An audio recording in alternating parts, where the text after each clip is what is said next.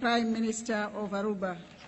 I now give the floor to His Excellency Maumoon Abdul Gayoom, former President and Special Envoy of the President of Maldives.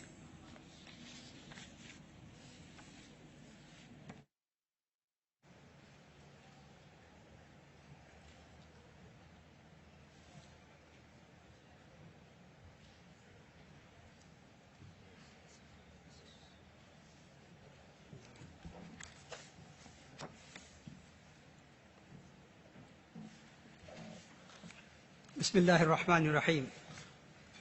Mr. President, Mr. Secretary General, Excellencies, ladies and gentlemen, good afternoon. May I begin by congratulating the government of Samoa for the excellent arrangements made for this landmark conference in your beautiful country.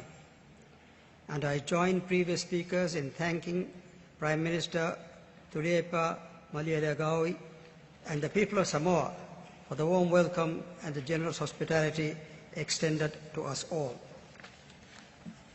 Mr. President, the former Commonwealth Secretary General, Sir Sridhar Trampal, once said that small states give a lead to the world in the area of ideas.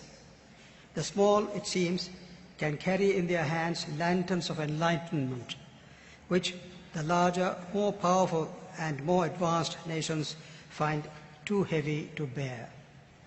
Sonny Rampal made these remarks at the first ever International Conference of Small States that was held in the Maldives 25 years ago. I had the great privilege of inaugurating that conference.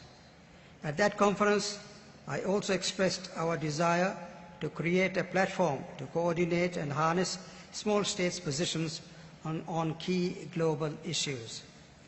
The declaration of the Male Conference sought to draw global attention to the unique challenges that small states face, such as climate change, environmental protection, and sustainable use of the Earth's resources.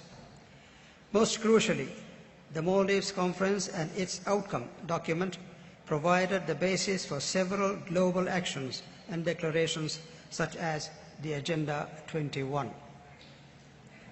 Mr. President, since that Male Conference of 1989, 2 UN conferences have been held on small states, Barbados 1994 and Mauritius 2005. Ambitious action plans have been agreed and adopted. Numerous pledges have been made, and yet we have very little to show in terms of real progress. Global CO2 emission levels continue unabated. Our fragile ecosystems face increasing threats. Sustainable and innovative solutions we initiate remain unrealized because of lack of international support.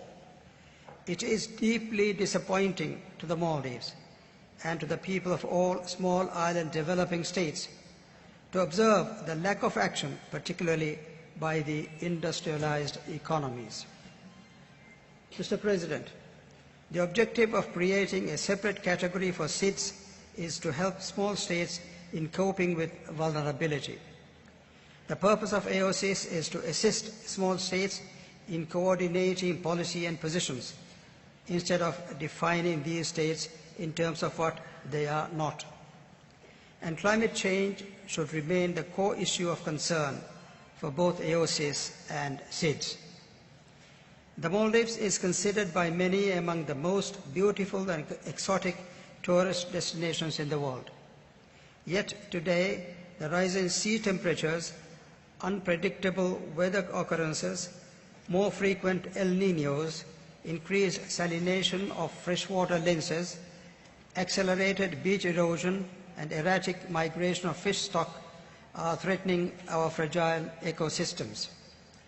That is why the Maldives and other small island developing states have consistently called for genuine action on climate change, to not bury it in the political maneuvering that is the reality of today's international diplomacy, to not wait until it is too late. No nation, large or small, can be indifferent to the fate of others near or far. And we have shown to the world that we, in fact, can lead. Although we are vulnerable, we are also valuable contributors in proposing common solutions to common problems. In the past 4 decades, the Maldives has shown the world that small states are not only viable, but they in fact have extraordinary ability to survive and even thrive in the turbulent global political arena. The Maldives drew international attention in 1987 to the dangers of climate change and sea level rise.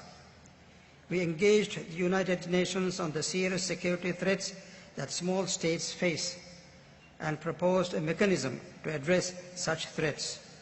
We highlighted the link between the dangers of climate change and the full enjoyment of human rights. Mr. President, the declaration of this historic conference, the Samoa Pathway, can change the course of history in climate change and sustainable development negotiations. It is a pathway that can help small states to build resilience, to build economies that are driven by innovation and creativity, and to help small states to encourage free enterprise and individual initiative. Mr. President, for sustainable practices to be maintained over time, small states as well as larger states need to reduce their dependency. While small size does pose difficult and unique challenges for development, size alone does not determine our destiny. With the right policies and right choices, we can become our own masters who will shape our future.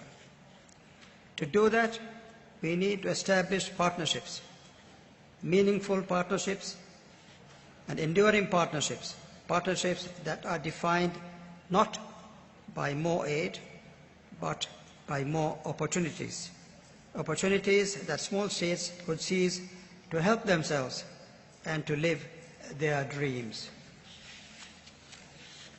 So we say to the leaders of the emitting countries, if you are not ready to lead the world on climate change, then give us the opportunity.